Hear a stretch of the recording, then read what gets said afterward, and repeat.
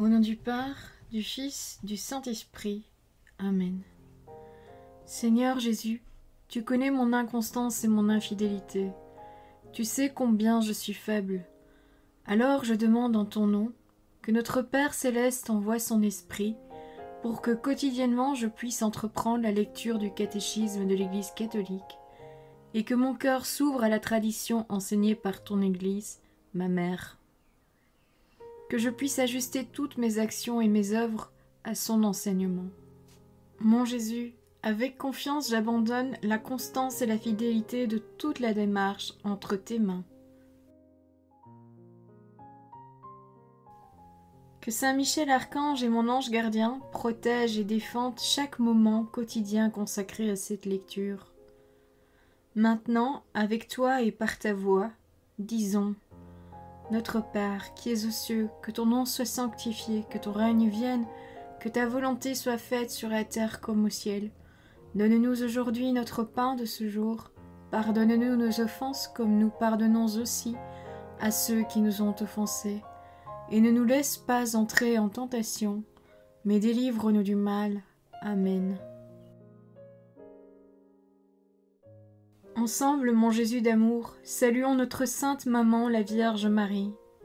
Entre ses mains, je remets mon cœur, mon âme, ma volonté et ma vie, afin que par ses soins règne en moi la volonté du Père, et qu'en ses mains mes œuvres soient gardées, transformées, en parfaite offrande rayonnante de la lumière de Dieu, pour sa gloire, le salut des âmes et la consolation des âmes du purgatoire. Je te salue Marie, comblée de grâce. Le Seigneur est avec toi, tu es bénie entre toutes les femmes, et Jésus, ton enfant, est béni.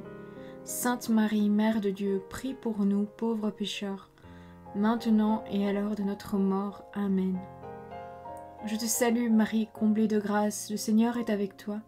Tu es bénie entre toutes les femmes, et Jésus, le fruit de tes entrailles, est béni. Sainte Marie, Mère de Dieu, prie pour nous, pauvres pécheurs, maintenant et à l'heure de notre mort. Amen. Je te salue Marie, comblée de grâce, le Seigneur est avec toi, tu es bénie entre toutes les femmes, et Jésus, le fruit de tes entrailles, est béni. Sainte Marie, Mère de Dieu, prie pour nous pauvres pécheurs, maintenant et à l'heure de notre mort. Amen. Ô Saint-Esprit, par l'intercession du cœur immaculé de la Sainte Vierge Marie, et par le cœur chaste de Saint Joseph, donne-moi un cœur doux, humble, pur, miséricordieux et charitable. Rends-moi docile à tes célestes inspirations, et prompte à y répondre. Que mon cœur enflammé de ton amour soit en toutes ses œuvres dans la volonté du Père, œuvrant ainsi sous ton joug léger et joyeux. Père céleste, je fais ces demandes par les mérites, les œuvres et les souffrances de Jésus-Christ, ton Fils bien-aimé.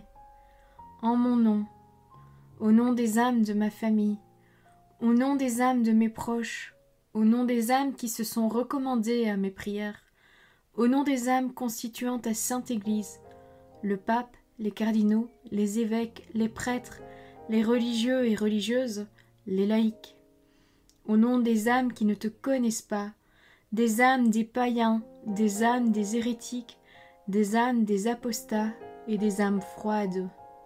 En tout temps, dans les siècles des siècles. Amen. L'unique sacerdoce du Christ. Numéro 1544. Toutes les préfigurations du sacerdoce de l'Ancienne Alliance trouvent leur accomplissement dans le Christ Jésus, unique médiateur entre Dieu et les hommes. Voir la lettre à Timothée, chapitre 2, verset 5. Melchisédek, prêtre du Dieu très haut, voir le livre de la Genèse, chapitre 14, verset 18, est considéré par la tradition chrétienne comme une préfiguration du sacerdoce du Christ, unique grand prêtre selon l'ordre de Melchisédek. Voir la lettre aux Hébreux, chapitre 5, verset 10, et chapitre 6, verset 20. Saint, innocent, immaculé. Voir la lettre aux Hébreux, chapitre 7, verset 26. qui par une oblation unique a rendu parfait pour toujours ceux qu'il sanctifie. Voir la lettre aux Hébreux chapitre 10 verset 14. C'est-à-dire par l'unique sacrifice de sa croix. Numéro 1545. Le sacrifice rédempteur du Christ est unique, accompli une fois pour toutes, et pourtant il est rendu présent dans le sacrifice eucharistique de l'Église. Il en est de même de l'unique sacerdoce du Christ, il est rendu présent par le sacerdoce ministériel sans que soit diminuée l'unicité du sacerdoce du Christ. Aussi le Christ est-il le seul vrai prêtre, les autres n'étant que ses ministres. Deux participations à l'unique sacerdoce du Christ. Numéro 1546. Le Christ, grand prêtre et unique médiateur, a fait de l'Église un royaume de prêtres pour son Dieu et Père. Voir le livre de l'Apocalypse, chapitre 1, verset 6. Toute la communauté des croyants est, comme telle, sacerdotale. Les fidèles exercent leur sacerdoce baptismal à travers leur participation, chacun selon sa vocation propre, à la mission du Christ. Prêtre, prophète et roi. C'est par les sacrements du baptême et de la confirmation que les fidèles sont consacré pour être un sacerdoce saint. Numéro 1547. Le sacerdoce ministériel ou hiérarchique des évêques et des prêtres et le sacerdoce commun de tous les fidèles, bien que l'un et l'autre, chacun selon son mode propre, participent de l'unique sacerdoce du Christ, diffèrent cependant essentiellement tout en étant ordonnés l'un à l'autre. En quel sens? Alors que le sacerdoce commun des fidèles se réalise dans le déploiement de la grâce baptismale, vie de foi, d'espérance et de charité, vie selon l'esprit, le sacerdoce ministériel est au service du sacerdoce commun. Il est relatif au déploiement de la grâce baptismale de tous les chrétiens. Il est un des moyens par lesquels le Christ ne cesse de construire et de conduire son Église. C'est pour cela qu'il est transmis par un sacrement propre, le sacrement de l'ordre. En la personne du Christ, numéro 1548. Dans le service ecclésial du ministre ordonné, c'est le Christ lui-même qui est présent à son Église, en tant que tête de son corps, pasteur de son troupeau, grand prêtre du sacrifice rédempteur, maître de la vérité.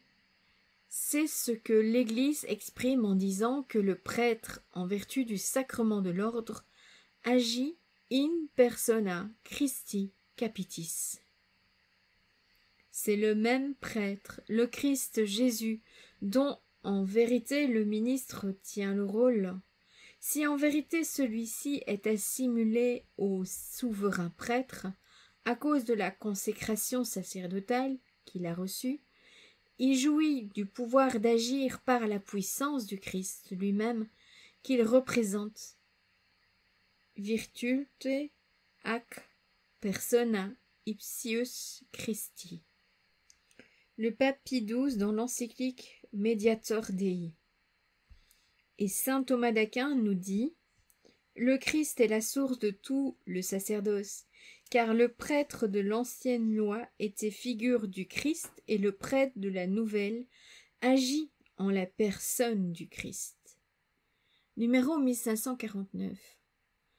Par le ministère ordonné spécialement des évêques et des prêtres, la présence du Christ comme chef de l'Église est rendue visible au milieu de la communauté des croyants.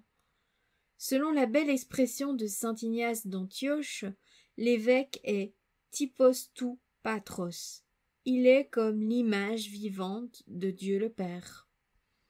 Numéro 1550. Cette présence du Christ dans le ministre ne doit pas être comprise comme si celui-ci était prémuni contre toutes les faiblesses humaines.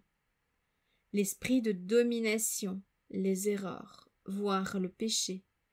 La force de l'Esprit Saint ne garantit pas de la même manière tous les actes des ministres, tandis que dans les sacrements cette garantie est donnée. De sorte que même le péché du ministre ne peut empêcher le fruit de grâce. Il existe beaucoup d'autres actes où l'empreinte humaine du ministre laisse des traces qui ne sont pas toujours le signe de la fidélité à l'Évangile, et qui peuvent nuire par conséquent à la fécondité apostolique de l'Église.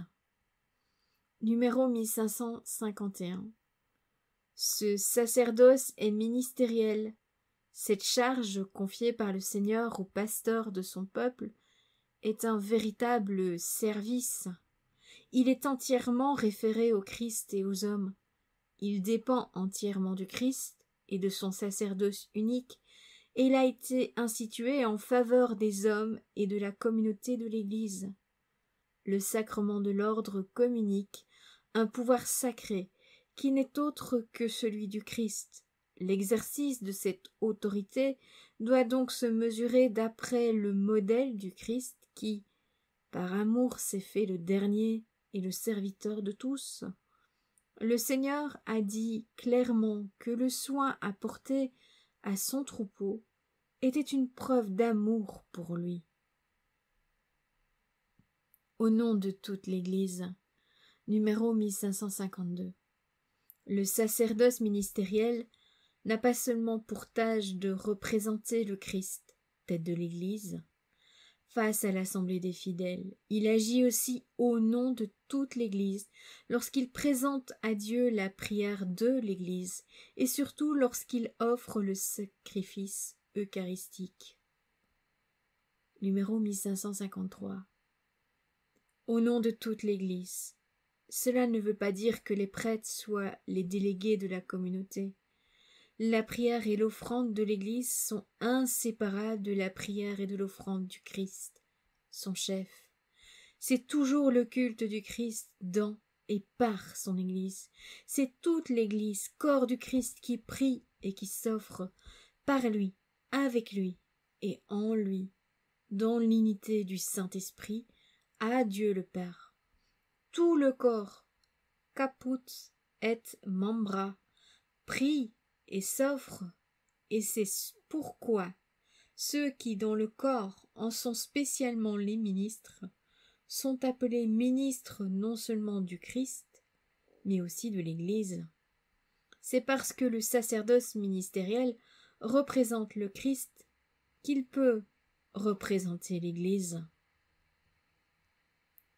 Voilà, c'est tout pour aujourd'hui. Je vous souhaite à tous une bonne et sainte journée. Que le Seigneur nous bénisse tous, que la paix habite votre cœur, et que votre ange gardien veille bien sur chacun d'entre vous. Au nom du Père, du Fils, du Saint-Esprit. Amen.